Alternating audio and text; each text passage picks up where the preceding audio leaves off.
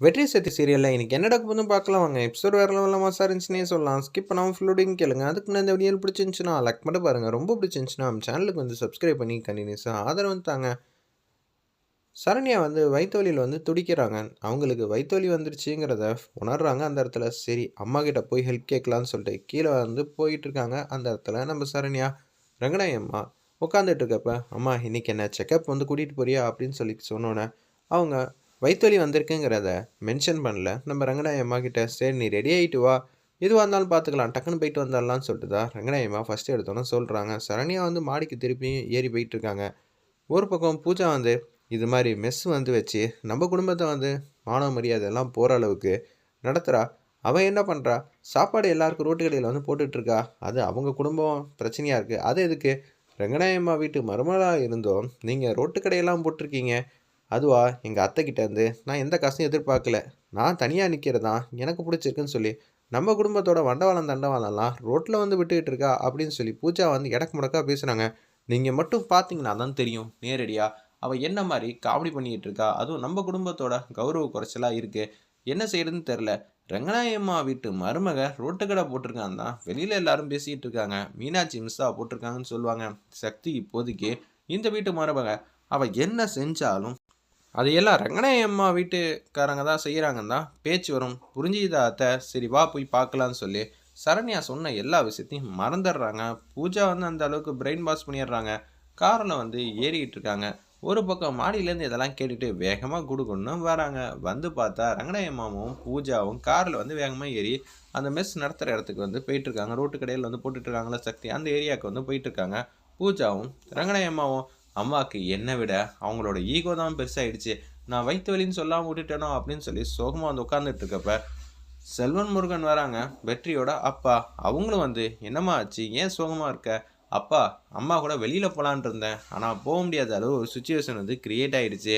அப்படியாம்மா, எனக்கு கொஞ்சம் அவசரமான வேலை. ஆனால் இவரும் வந்து உனக்கு என்னம்மா பிரச்சனைன்னு சொல்லி கேட்டிருந்தா சரண்யா வந்து சொல்லியிருப்பாங்க. எதுவுமே சொல்லாமல் மௌனமாக இருந்துட்டாங்க அந்த இடத்துல சரண்யா. இவரும் மட்டும் வெளியில் வந்து கிளம்பிட்டாங்க. இனிமேட்டு வெயிட் பண்ணி பிரயோஜனம் இல்லை, நம்மளா வந்து ஆட்டோ பிடிச்சிட்டு போயிடலான்னு சொல்லி ஆட்டோவில் ஏறி வேகமாக போங்கன்னு சரண்யா வந்து பேசுகிறாங்க. ஒரு பக்கம் பார்த்தீங்களா அத்தை, என்ன மாதிரி காரியம் பண்ணிகிட்டு இருக்கா சக்தி.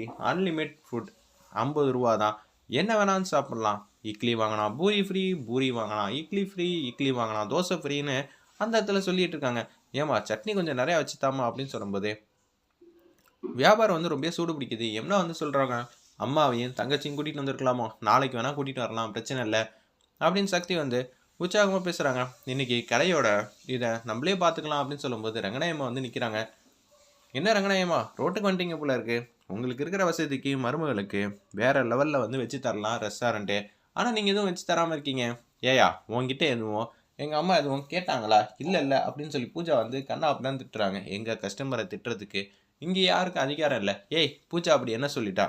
நீ என்ன வேணான்னு பண்ணு, ரோட்டில் இருந்து பிச்சை கூட இரு, நான் சாப்பாடு வந்து போட்டுட்ருக்கேன், அதுக்கு காசு வாங்குறேன் குவாலிட்டியாக, சரிங்களா? தேவையில்லாம் பர்ஃபார்ம் பண்ணுற வேலையெல்லாம் வச்சுக்காதீங்க அப்படின்னு சொல்லிடுறாங்க அந்த இடத்துல நம்ம சக்தி. பார்த்தீங்களா அத்தை, உங்களை போய் என்னெல்லாம் சொல்லிக்கிட்டு இருக்கா, இது நமக்கு தேவையாங்கிற அளவுக்கு உச்சக்கட்ட கோவத்தை வந்து படுத்துகிறாங்க நம்ம பூஜா வந்து ரங்கநாயம்மாவை. அத்தை ரொம்ப சூடாக வந்திருக்கீங்க, பொங்கல் சாப்பிடுங்க.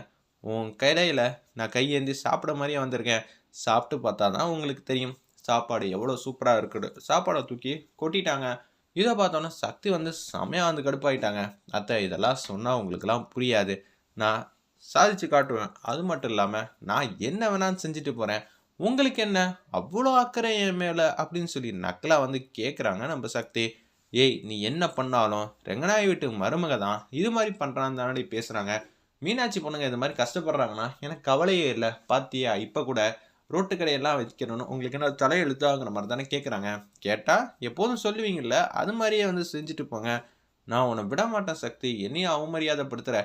நீங்கள் தான் அசிங்கத்தை தேடிக்கிறீங்க, அதை கூட சொல்லலாம். நான் உழைக்கணும்னு நினைக்கிறவளை பிடிச்சி வம்பெடுத்துக்கிட்டு இருக்கீங்க. எனக்கு என்ன செய்யறதுன்னு தெரியல அத்தை. நீங்கள் மாட்டும் உன் வேலையை பாருங்கள், நான் மாட்டும் என் வேலையை பார்க்குறேன். சூடான பொங்கல் பொங்கல் அன்லிமிட்டெட் சாப்பாடு வெறும் 50 ரூபா தாங்கிற மாதிரி சக்தி வந்து சொன்னோன்னா கடுப்பாயிட்டாங்க ரங்கநாயம்மா. காரில் ஏறி அப்படியே போகலான்னு இருக்காங்க.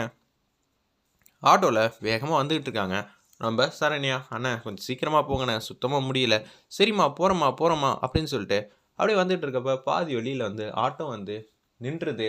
நின்னோனே என்ன செய்யறதுன்னே தெரியாம சொல்லி யோசிக்கிறாங்க நம்ம சரண்யா. சரிண்ணே இந்தாங்கண்ணா காசு வச்சுக்கோங்கன்னு சொல்லிட்டு, அவங்க மட்டும் நடந்து வந்துட்டு இருக்காங்க.